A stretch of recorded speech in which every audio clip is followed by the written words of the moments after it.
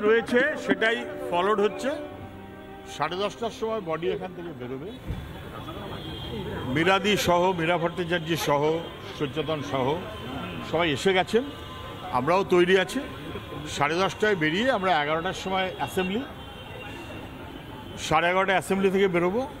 Alimuddin street, ডিওএফ office, Dinesh Majumdar ভবন, SFI ডিওএফ office হয়ে আমরা 4টের সময় এনআরএস।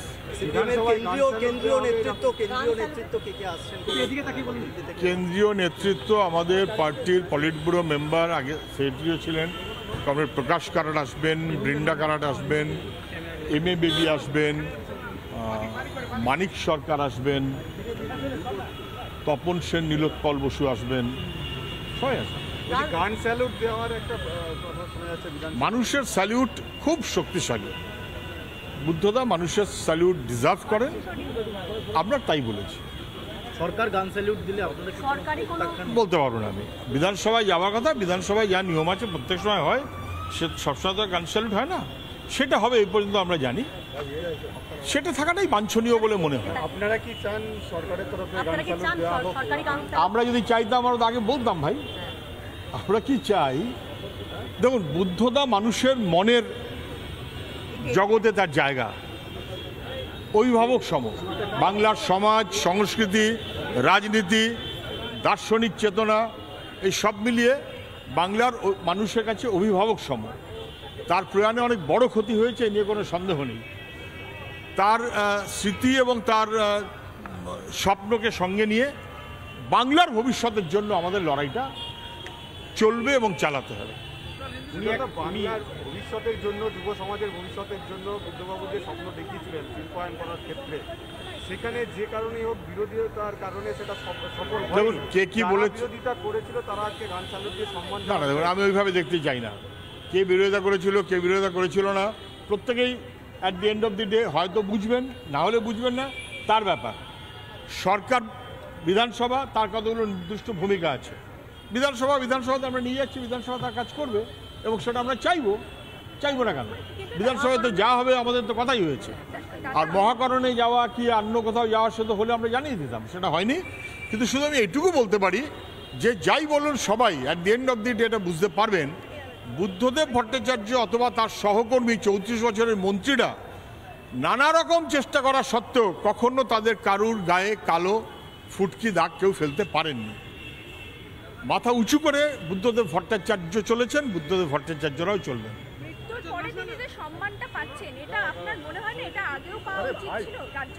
উনি বরাবর সম্মান পেয়েছেন, মানুষের কাছ থেকে সম্মান পেয়েছেন। মানুষের সম্মানের চাইতে বড় সম্মান আর কিছু নেই। গান স্যালিউট আমরা বলিনি, রাজ্য সরকারের তরফে তো প্রস্তাব দেওয়া হয়েছিল। ঠিক আছে, সচরাচর দরকার হয় না, মানে জনগণের স্যালুটে উনি আছেন তো, অসুবিধা নেই।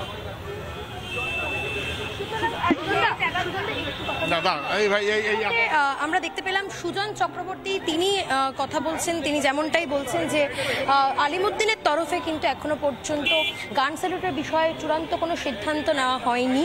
তারা চাননি গান স্যালুট দেওয়া হোক বিধানসভায়, কিন্তু সুজন চক্রবর্তী যেমনটা বললেন এখনো পর্যন্ত যে কিছুক্ষণের মধ্যেই তার দেহ পিস ওয়ার্ল্ড থেকে বার করে বিধানসভায় নিয়ে যাওয়া হবে এবং বিধানসভা থেকে তার দেহ সোজাসুজি নিয়ে যাওয়া হবে আলিমুদ্দিন থেকে, সেখান থেকে তাকে নিয়ে যাওয়া হবে দীনেশ মজুমদার ভবন এবং তারপরে দীনেশ মজুমদার ভবন থেকে মিছিল করে তার দেহ, মরণোত্তর দেহ দান করা হবে এনআরএস হাসপাতালে। এই মুহূর্তে ছবি দেখাচ্ছি, মোহিত শেঠ সেই ছবিটা দেখানোর চেষ্টা করছে।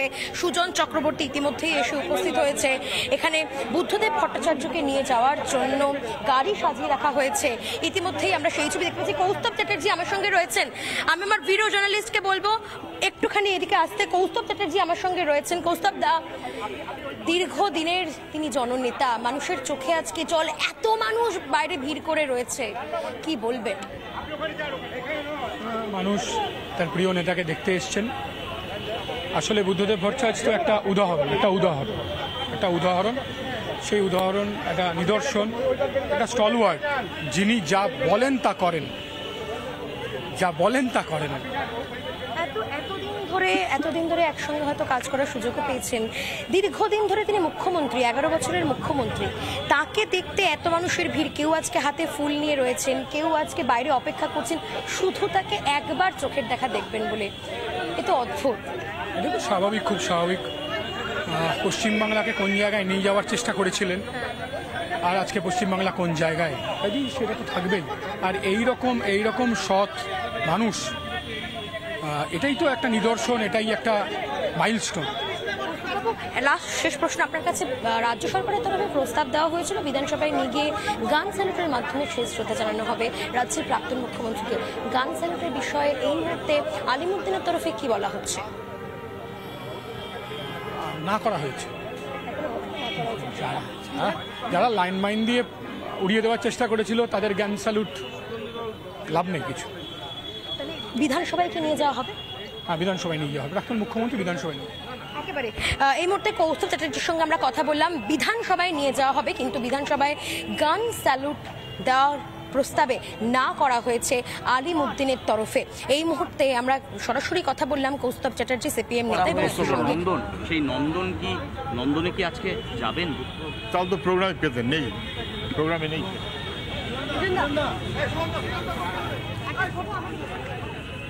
দেখো, এই মুহূর্তে সুজন চক্রবর্তী তিনি তার সতীর্থ যারা রয়েছেন তাদের সাথে কথা বলছেন, এবং তিনি যেটা বলছিলেন যে তাদের যে কর্মসূচি আগে থেকে ঘোষিত ছিল তেমনভাবেই চলবে, এবং যে বুদ্ধবাবু প্রয়াণ হয়েছেন এবং তার দেহ বিধানসভায় যাওয়ার যে গতকাল কথা হয়েছিল তেমনই এখান থেকে দেহ সরাসরি বিধানসভায় যাবে। তবে গান স্যালিউট নিয়ে যে জটিলতা তৈরি হয়েছে সে বিষয়ে এখনও পর্যন্ত চূড়ান্ত কোনো সিদ্ধান্ত হয়নি। সরকারের তরফে বলা হয়েছে গান স্যালিউট দেওয়া হবে, তবে সেটা পার্টির তরফে কী সিদ্ধান্ত নেওয়া হবে সেটা এখনও পর্যন্ত সুজন চক্রবর্তীরা স্পষ্ট করলেন না। তবে এই মুহূর্তে তুমি দেখতে পাচ্ছ যে সুজন চক্রবর্তী এবং তার যারা সতীর্থরা রয়েছেন তারা এই মুহূর্তে রয়েছেন, এবং স্বাভাবিকভাবে তারা কথা বলছেন, কারণ 10:30টায় অফিসিয়াল টাইম রয়েছে যে সুজন চক্রবর্তীরা যেটা জানিয়েছিলেন যে 10:30টায় এখান থেকে তার নিথর দেহ বের করে নিয়ে যাওয়া হবে পিস ওয়ার্ল্ড থেকে, এবং এখান থেকে সরাসরি বিধানসভায় যাবে। বিকেল অবধি কর্মসূচি রয়েছে, স্বাভাবিকভাবে একটা লম্বা কর্মসূচি। সুজন চক্রবর্তী এই মুহূর্তে তার সতীর্থ যারা রয়েছেন তাদের সাথে কথা বলছেন, কারণ বহু মানুষ, তার বহু অনুরাগী, তার বহু শুভানুধ্যায়ী তারা কিন্তু একেবারে কাকভোর থেকে এই পিস ওয়ার্ল্ডের সামনে ভিড় করছে। সবাইকে পুলিশ ভেতরে অ্যালাউ করছে না, যেহেতু আমি সুজনদার কাছে একবার যাবো। সুজনদা, আমাদের ভেতরে এই ভেতরে কিছু করণীয় নেই তো, আর আমাদের সাথে যাওয়ার দরকার নেই তো,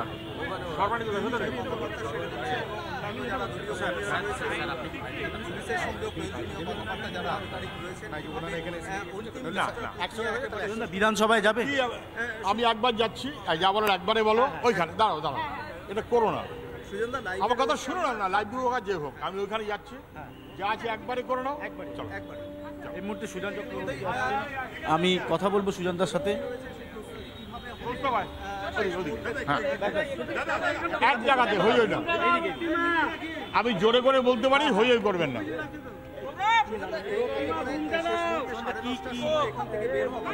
দেখুন, যেভাবে কর্মসূচি রয়েছে সেটাই ফলোড হচ্ছে। 10:30টার সময় বডি এখান থেকে বেরোবে, মীরাদি সহ, মীরা ভট্টাচার্য সহ, সচেতন সহ সবাই এসে গেছেন, আমরাও তৈরি আছি। 10:30টায় বেরিয়ে আমরা 11টার সময় অ্যাসেম্বলি, 11:30টায় অ্যাসেম্বলি থেকে বেরোবো, আলিমুদ্দিন স্ট্রিট, ডিওএফ অফিস, দীনেশ মজুমদার ভবন, এসএফআই ডিওএফ অফিস হয়ে আমরা 4টের সময় এনআরএস।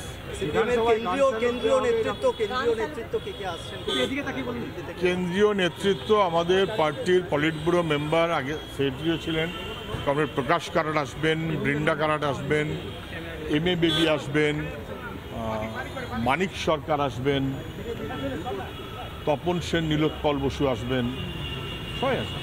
গান স্যালুট দেওয়ার একটা মানুষের স্যালিউট খুব শক্তিশালী।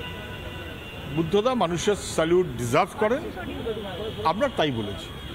সরকার গান স্যালিউট দিলে বলতে পারবো না আমি। বিধানসভায় যাওয়ার কথা, বিধানসভায় যা নিয়ম আছে প্রত্যেক সময় হয়, সে সবসময় তো গান স্যালুট হয় না, সেটা হবে এই পর্যন্ত আমরা জানি, সেটা থাকাটাই বাঞ্ছনীয় বলে মনে হয়। আপনারা কি চান সরকারের তরফে গান স্যালুট দেওয়া হোক? আমরা যদি চাইতাম আমরা তো আগে বলতাম ভাই, আমরা কি চাই। দেখুন, বুদ্ধদা মানুষের মনের জগতে তার জায়গা, অভিভাবক সম, বাংলার সমাজ সংস্কৃতি রাজনীতি, দার্শনিক চেতনা, এই সব মিলিয়ে বাংলার মানুষের কাছে অভিভাবক সম। তার প্রয়াণে অনেক বড় ক্ষতি হয়েছে, এ নিয়ে কোনো সন্দেহ নেই। তার স্মৃতি এবং তার স্বপ্নকে সঙ্গে নিয়ে বাংলার ভবিষ্যতের জন্য আমাদের লড়াইটা চলবে এবং চালাতে হবে। বাংলার ভবিষ্যতের জন্য, যুব সমাজের ভবিষ্যতের জন্য বুদ্ধবাবু যে স্বপ্ন দেখিয়েছিলেন শিল্পায়ন করার ক্ষেত্রে, সেখানে যে কারণেই হোক বিরোধিতার কারণে সেটা সফল দেখুন, কে কি বলেছে, বিরোধিতা করেছিল তারা আজকে গান চালকদের সম্মান। না না, দেখুন, আমি ওইভাবে দেখতে চাই না। কে বিরোধিতা করেছিল, কে বিরোধিতা করেছিল না, প্রত্যেকেই at the end of the day হয়তো বুঝবেন, না হলে বুঝবেন না, তার ব্যাপার। সরকার, বিধানসভা, তার কতগুলো নির্দিষ্ট ভূমিকা আছে। বিধানসভাতে আমরা নিয়ে যাচ্ছি, বিধানসভা তার কাজ করবে এবং সেটা আমরা চাইবো না কেন? বিধানসভাতে যা হবে আমাদের তো কথাই হয়েছে। আর মহাকরণে যাওয়া কি অন্য কোথাও যাওয়া সে তো হলে আমরা জানিয়ে দিতাম, সেটা হয়নি। কিন্তু শুধু আমি এইটুকু বলতে পারি যে যাই বলুন সবাই at the end of the day এটা বুঝতে পারবেন, বুদ্ধদেব ভট্টাচার্য অথবা তার সহকর্মী 34 বছরের মন্ত্রীরা নানা রকম চেষ্টা করা সত্ত্বেও কখনো তাদের কারুর গায়ে কালো ফুটকি দাগ কেউ ফেলতে পারেননি। মাথা উঁচু করে বুদ্ধদেব ভট্টাচার্য চলেছেন, বুদ্ধদেব ভট্টাচার্যরাও চলবেন। মৃত্যুর পরে তিনি যে সম্মানটা পাচ্ছেন, এটা আপনার মনে হয় না এটা আগেও পাওয়া উচিত ছিল? রাজ্য সরকার উনি বরাবর সম্মান পেয়েছেন, মানুষের কাছ থেকে সম্মান পেয়েছেন। মানুষের সম্মানের চাইতে বড় সম্মান আর কিছু নেই।